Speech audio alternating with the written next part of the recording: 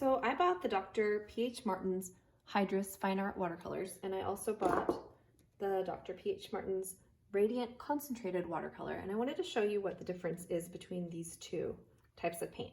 This one you'll see, if you look, this one needs to be shaken, kind of has like a clear, watery look to it.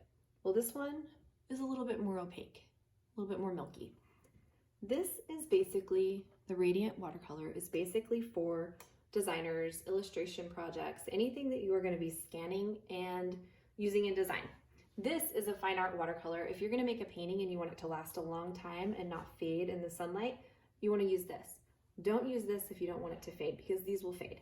And people will say, why would I buy this? So let's test these side by side. I'm going to do a wet paint out for both of them. So let's take this guy. This is the fine art watercolor, and this is the Radiant watercolor, the one that fades. It's more for graphic design. Do you see how bright that is? So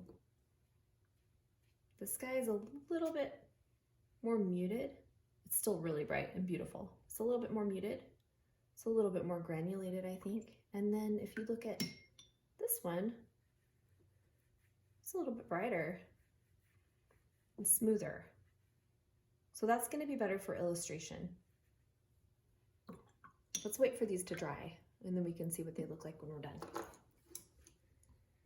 I would say there's no better one of these to choose. It just depends on what you're using them for. If you're using illustration, if you're doing illustration, or you're selling your work, or you're doing like minted.com or Etsy prints, you can use this, no problem. If you're doing works that you're selling originals, then you want to stick with these. So that's basically what you have there. And here are these two as they're drying. So this guy is the Hydrus on the side. This one is the Radiant Concentrated Watercolor on the right. And you can see this one has kind of a traditional watercolor look with a little bit of gradation and a little bit of granulation. And this one's a little more graphic design. It's kind of all one color. And that's the end result of that.